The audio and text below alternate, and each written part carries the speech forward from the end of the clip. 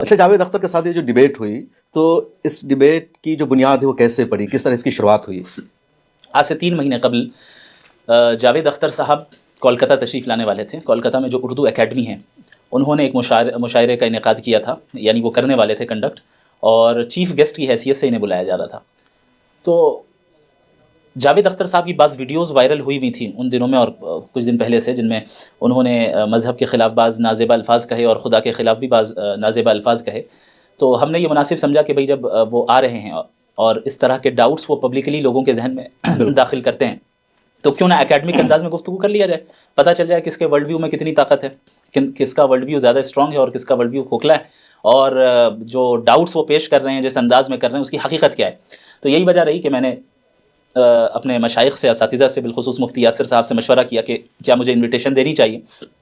انہوں نے کہا کہ ہاں آپ انویٹیشن دیں، اور اس وقت میں خود سفر میں تھا کشمیر میں، تو وادی لولاب سے انویٹیشن گئی ان کو۔ اچھا، وادی لولاب سے؟ جی جی، کافی خوبصورت انور وادی شاہ ہے وہ۔ کشمیری رحمہ ہاں، اللہ ان کے کا مکان بھی وہی ہیں، میں اور گیا ہوں ان کی جو ہے بہت سارے آثار وہاں پر موجود ہیں، اور ان کے والدین کی قبر بھی وہاں پر موجود ہے۔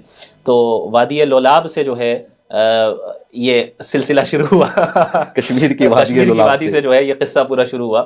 تو پبلکلی ہم نے انوائٹ کیا ان کو۔ پھر ہوا یہ کہ کلکتے میں کچھ حالات ایسے ہو گئے کہ سیفٹی اینڈ سیکیورٹی ریزنز کی وجہ سے اس پروگرام کو کینسل کر دیا گیا جاوید صاحب کے آنے کو۔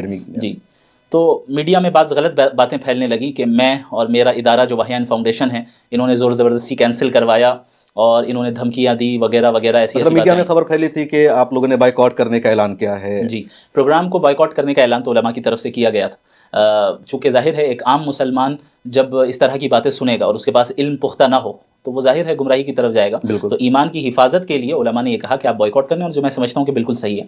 لیکن جو میڈیا میں جس طرح اس نیوز کو چلایا گیا کہ انہوں نے دھمکی دی اور یہ اگر آ جائیں تو وائلنس کریں گے وغیرہ وغیرہ، ایسی ساری چیزیں آئیں، تو یہ بہت غلط ہوا۔ تو میں نے جو ہے جاوید اختر صاحب کو ای میل بھی کی کہ بھئی اس طرح کی باتیں آ رہی ہیں جو کہ صحیح نہیں۔ ہم نے تو صرف اکیڈمک ڈیبیٹ کی اور آپ کو انویٹیشن دی ہے کہ بیٹھیں، ہم آپ کا احترام کریں گے، آپ کی عزت کریں گے، آپ کا لحاظ رکھیں گے، آپ کی شخصیت کا، لیکن اس موضوع پر بات ہو۔ تو ان کا پھر وہاں سے جواب آیا، رپلائی کیا انہوں نے، اور پھر بہت ساری باتیں ہوئیں کہ بھئی میں تیار ہوں لیکن یہ کنڈیشنز ہیں۔ پھر میں نے بعض کو قبول کیا، بعض کو رد کیا، اور پھر اس طرح یہ سلسلہ تقریباً 3 مہینے تک چلتا رہا۔ ستمبر سے شروع ہوا، جی، پورا دسمبر تک چلتا رہا، اخیر تک ماڈریٹر کو لے کر بھی مسئلہ چلتا رہا۔ تو بہرحال پھر ساری چیزیں حل ہوئیں اور الحمدللہ